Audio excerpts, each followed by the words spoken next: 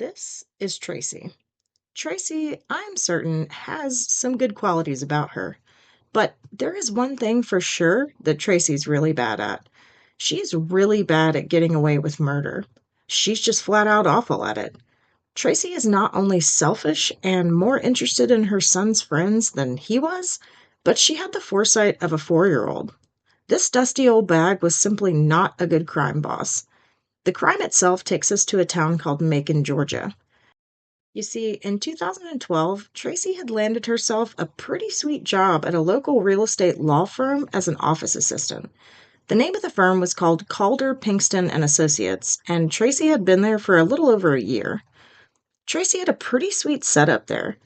Pretty soon, she quickly grew to understand just how much money flowed through the business.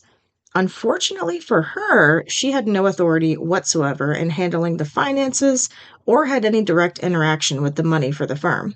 No, you see, that job was already filled by a lady in her late 50s named Mrs. Gail Spencer. Miss Gail had been with the firm for almost 10 years and was considered a very important part of the Calder Pinkston family. She worked directly under Mr. Calder and was awesome at her job. Miss Gale was your basic, God-fearing, all-around loving lady. She had never even, as a young buck, had any run-ins with the law.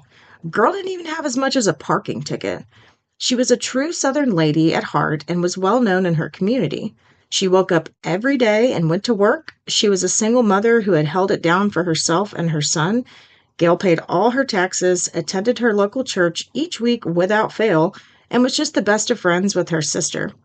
Tracy and her uncontrollably stupid choices would end up being the demise of Miss Gail Spencer. The people involved in this crime were ridiculously ignorant and believing that they could pull this off. Also, for believing that they each would ride happily off into the sunset. These ludicrous individuals that I'm referring to would be, obviously, Tracy Michelle Jones, and then we have her kitty-whipped 18-year-old lover boy, Michael Brett Kelly. Also, Brett's quite damaged older sister Courtney, and lastly, an ex-work associate and friend of Brett's named Keith Dozier. Brett was best friends with one of Tracy's teenage sons, and after her son had brought Brett around, he and Tracy apparently hit it off. Brett was your pretty average kid, although not very intelligent and nothing to bring home to your parents. He did what most folks that grow up in Georgia do: four-wheeling, fishing, church, or drinking beer and twisted iced teas, I guess. Since Tracy was apparently laying it on him pretty thick, she had that young man wrapped around her little finger. Now, I'm not one to judge age gaps. My own parents were 17 years apart, and they lived a pretty happy life, so no digs here. Brett also had worked briefly as a mechanic, and that is how he came to know a man named Keith Dozier. Brett would end up roping Keith into helping with the crime that Tracy had cooked up. Keith was a little bit older and working and married at the time. Court documents show that Keith had already had one run-in with the law, so apparently, when he agreed to help with this crime, he stated that he was going to stay far outside of the scene during the crime itself. And last but not least, Brett had an older sister named Courtney, and although she had a righteous drug problem, she was ultimately a family member who was down with the plan. One day, Tricky Tracy comes up with this grand scheme. You see, she knows that Miss Gale is the only one who has the ability to do financial transactions and wire transfers at the law office. The only time Tracy is allowed to do any sort of financial transaction is when Gale is not at work. These occasions were few and far between. Tracy thought long and hard and devised a simply genius plan. Her plan essentially was this: she's going to steal a lot of money from that firm, just using Gail's authority.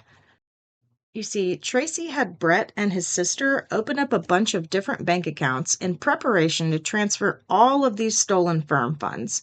Tracy ensured that Brett and Courtney's names were used to open each account, but Tracy did the online setup so that she had access to each one of them. Then, Tracy knew that she needed to get passports for herself and her new felonious clique, which she also did. Tracy truly believed that she could clean out these law accounts and bounce up out of the USA with her new partner. Who says murder isn't easy?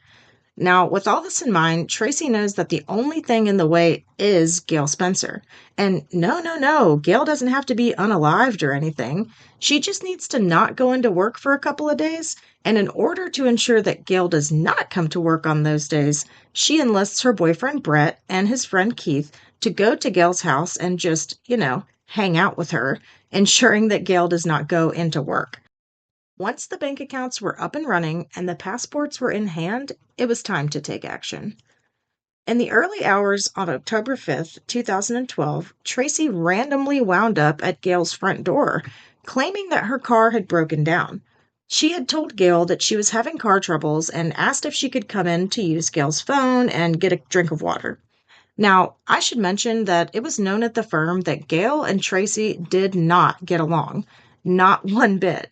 But y'all, true to Southern etiquette, it's like this. You can hate the piss out of somebody that you know and still feel entirely obligated to help them out in a bind if they need it because it's just what you're raised to do. So that's exactly what Gail did. Sure, Gail huffed and puffed a bit and made sure that Tracy knew that she did not like it, and this was an unwanted interruption while Gail was trying to get ready for work. Tracy expressed that she really just needed help and would be on her way in just a couple of minutes. It's about this time that Gail is faced with two men wearing shiesties. As they were clearly brandishing firearms, when they told Gail to sit down, she obliged. I can only imagine that this had shook Gail to her core, as it would anybody. The two masked and armed men were obviously Brett and Keith, who proceeded to tape Gail to a chair. Tracy decided that it was now time to show her face once more. She demands Gail's phone and her bank fobs because without those, there would be no access to the escrow accounts that she wanted to clear out. Terrified, obviously, Gail gave Tracy everything. Immediately after, Tracy simply walked out of the front door. This left Gail with the two men who didn't seem to be very interested in swapping recipes or sharing a quick Bible study. Outside of Gail's, Courtney is waiting in Tracy's clearly operable vehicle and drives Tracy to work. All the while, Brett and Keith are, quote, babysitting this old lady, unquote. The two quickly became bored. Brett started rummaging through the house, drawer by drawer, and Keith got scared due to his past interactions with the law and decided to wait outside as originally agreed upon. Brett then gets even more bored and demands that Gail give him her purse. So she did that too. He swore to her that they weren't bad people or some kind of murderers because that would just be crazy. No, they just really, really needed this money. Times were tough, you know?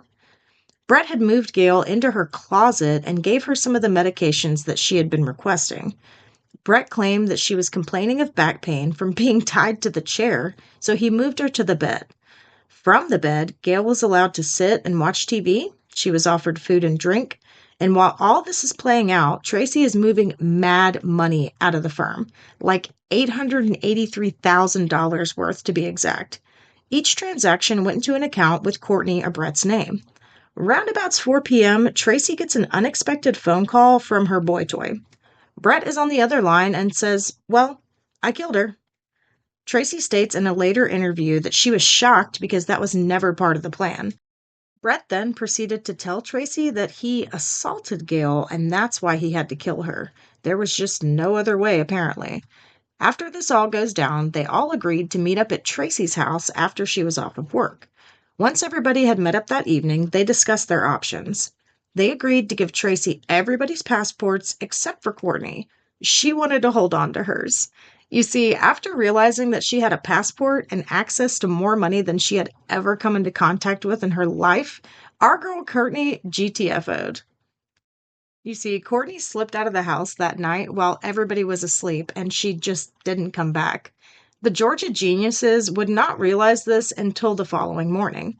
That morning, on October the 6th, Gail had a wellness check called in on her by her neighbor.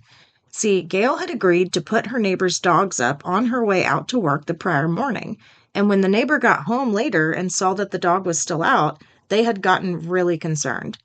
Bibb County sheriffs are sent to Gail's home and they find her suffocated on her bed, having clearly been assaulted. She was pronounced dead on arrival. The Fantastic Four have come to realize that they are now the Troubled Three.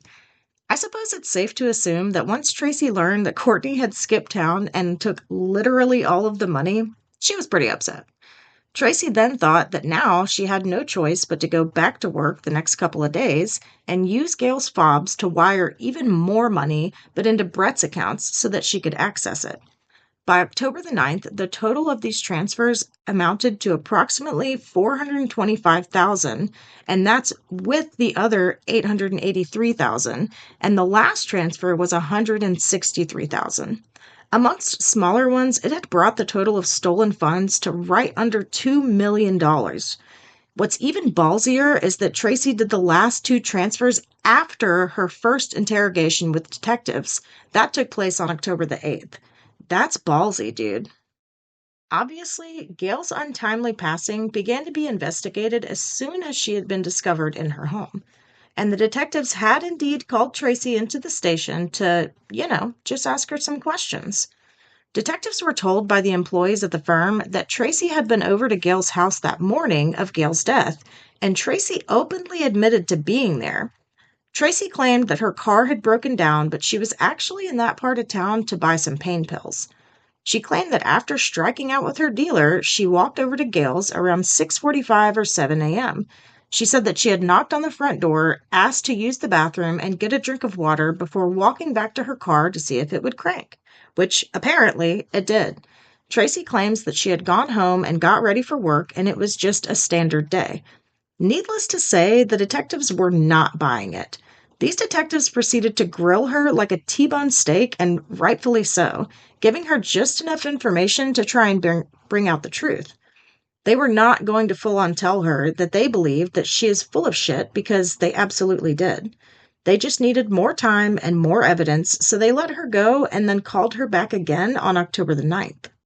I truly admire the investigators who were working on the case initially, but another detective came into the interrogation room. His name is Sergeant Scott Chapman, and he had actually grown up around Tracy and had attended the same school. I like to refer to him as the reincarnation of Shane from The Walking Dead. He's literally a living personification of what the South is. He is now retired in 2025, but damn, I thoroughly enjoyed watching whatever he was bringing to the table. Sergeant Chapman knows his strengths and plays them well. His candor and his personal knowledge of Tracy play a pivotal role in the October the 9th interrogation. He comes in and chats Tricky Tracy up for a few minutes. Pretty quickly, he starts with the, "Baby, we know you're lying," and "Sweetheart, now you know that ain't true." It's so amazing. After a while, Tracy begins to waver on her statements, but she is simply not going to admit to having anything to do with this murder.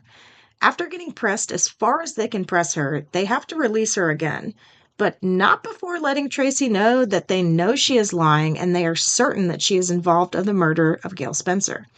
Tracy leaves the interview and has no clue that her main squeeze is actually being picked apart in the room next door by another officer. And as any 18-year-old boy who is faced with lifetime in prison and a potential death sentence, the child part of the boy takes over. He held out until they let him call his mama, and then he breaks and tells the officers everything. Well, that is almost everything. He certainly omitted some parts. What really sent my head spinning was that Tracy, once into custody, would later state that Brett had actually called his mom after the actual assault on Gail and asked her about how DNA evidence works on a person if they're no longer alive. What kind of sick and twisted... Anyway, I'll just leave it at that for now. The point is, Brett snapped.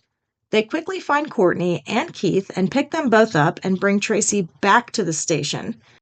I think it's safe to assume that Tracy now fully knows that something is up because anybody with two brain cells can put together that all of her friends disappearing and the constant attention from law enforcement cannot equal anything good.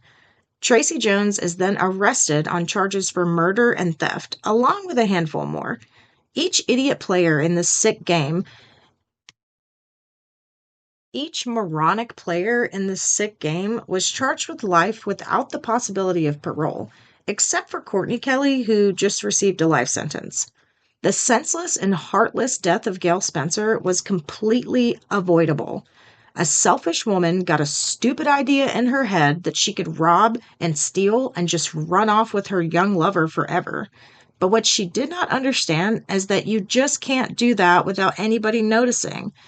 Each and every time Tracy was told a little bit more about how Gail was murdered, she never even shed a single tear. I can't say I'm very surprised, though. I mean, Tracy did arrange to have this woman held hostage, forced Gail to hand over all of her financial credentials, and then left her to be tortured and murdered by two damaged delinquents, one of which ended up taking Gail's life in a brutal and violent manner. Gail's son and his children will never get the guidance or the loving embrace of his mother and their grandmother again. He will never get to call her for help with his children or anything for that matter. Tracy tried to pull all the strings and direct these dumb puppets doing a sloppy job with dirty work without getting anything on herself, but thank God she didn't get away with it. And that's where the story ends. Thank you so much for joining me for this video. Don't forget to like and subscribe if you enjoyed watching because, hey, it's free. Hopefully, I'll see you in the next one.